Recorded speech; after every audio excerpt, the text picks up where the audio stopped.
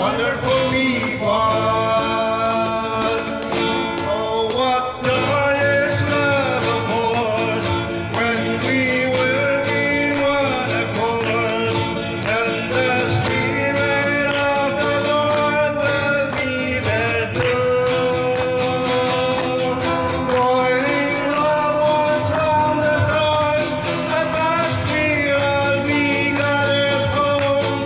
That will be the greatest trip I've ever known. I love the thrill. I love the thrill that I feel when I get together with God's wonderful people. Love the thrill that I feel when I get together with hearing sa barangay. At nung pumunta ako dito, kanina, hinanap ko yung may karatulang sabi nila, Jesus Reigns. Sabo na batang Bisaya kaya kami. Tindak ka ng mga Tagalog, Bisaya ka. Kasi dyan lang yung mugurog kung bago dito gamay ni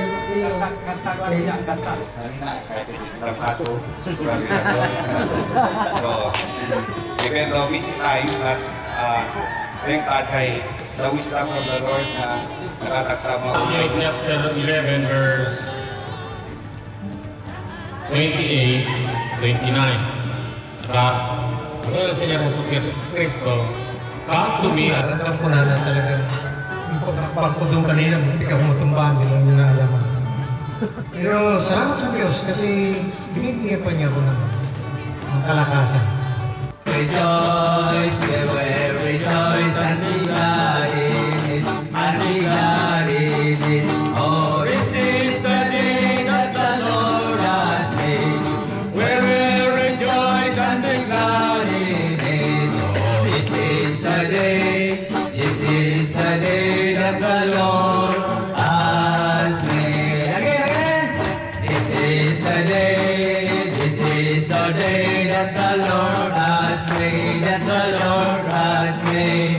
We will rejoice and be glad in it, and be glad in it. Oh, this is the day that the Lord has made. We will rejoice and be glad in it. Oh, this is the day that the Lord has made. Alive forevermore.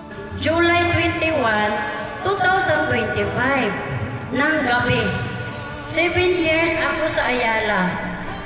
Buong 7 years pagkagabi, nabisita sila sa bahay. Kayo na, sabi nila, ako daw dito. Sabi ko, bakit ako doon? Wala akong sinagot. Hanggang alas 11 ng gabi, naghihintay sila kung mag-uo daw ako. Sabi ko, Lord, pag-uwi nila, sabi ko, Lord, kung ako man doon, hingi ako ng pamasahe. Kasi maasin naman, no, malayo na.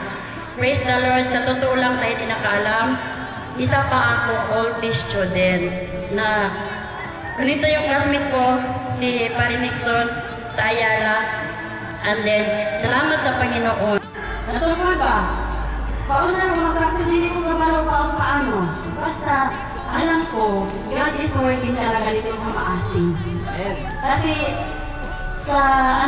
yung sa simula talaga, maayong buntag sa tanan muna, sa lahat, maayong buntag, buenos dias, mulos, mulos gabi dito, may kapima dito, maayong buntag sa tanan. I remember, Si Apostol Pablo, tingnan natin yung kanyang background. Sinulat niya ito noong year 53, 53 to 54. Ang Panginoon ng mga panahon na ito, after the death of Christ na ito, so nakatiyak na siya sa langit. Bagamat sa buhay ni Pablo, ay muling nagpakita ang Panginoon just to call, pinpoint Saul of Tarsus, later naging Apostle Paul. Ang location kung saan sinulat ni Pablo, siya po ay nasa Efeso noong kanyang ikatlong paglalakbay bilang misyonero si Pablo.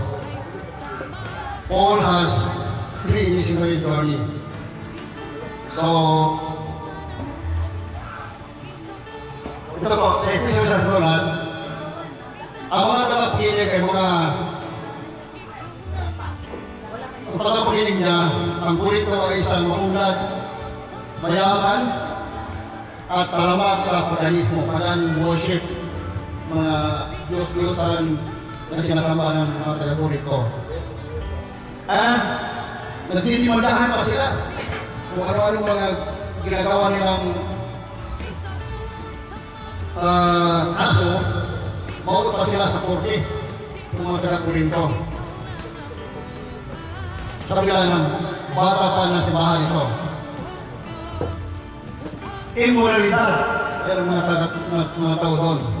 At kalituhan tungkol sa spiritual na tago.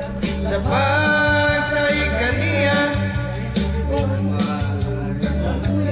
kan sika, mahal kan sika, mahal kan sika. Doon na may problema, ayaw una-una.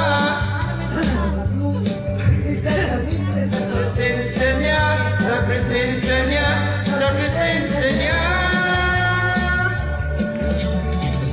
Ang iyong kamot,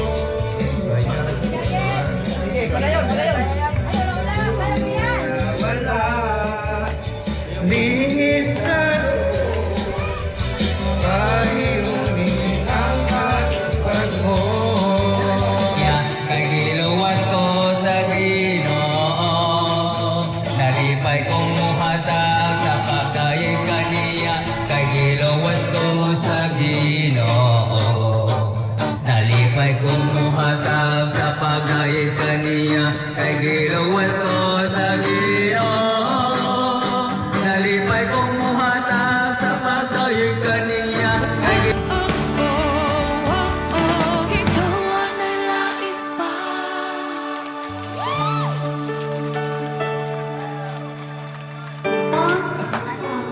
Dito.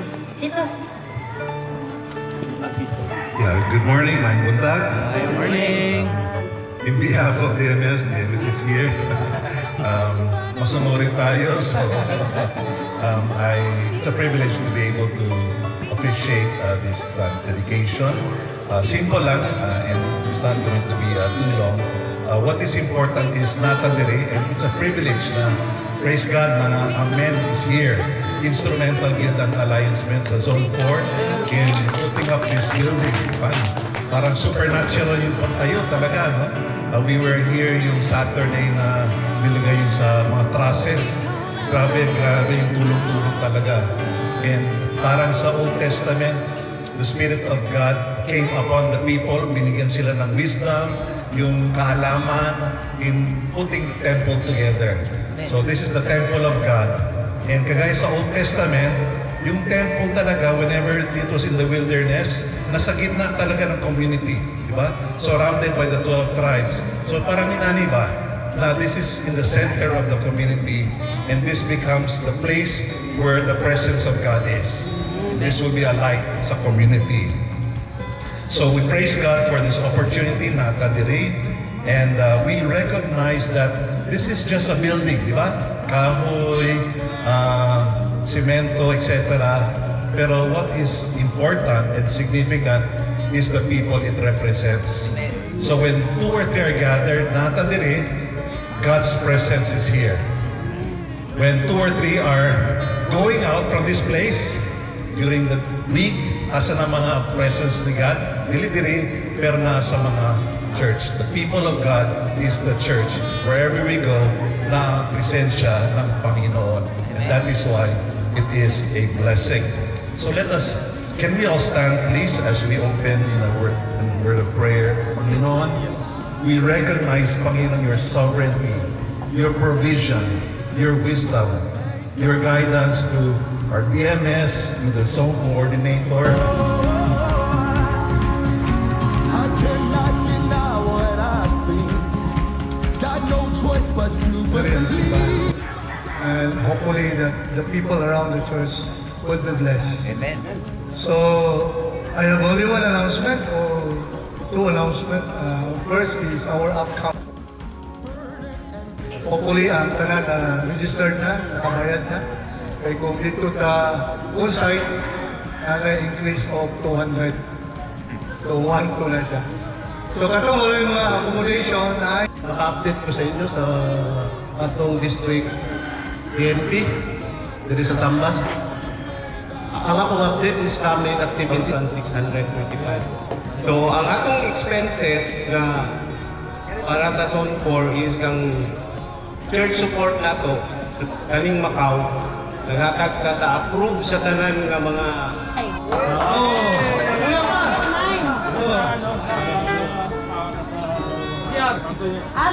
Sa wire. Oh, kasi ako yan. Kumita natin ng 10,000. Baka meron pa. Sa wire ito 8,500. Nakulang ng 1,500 para 10,000. Para bukas makastart na sila ng ano sila.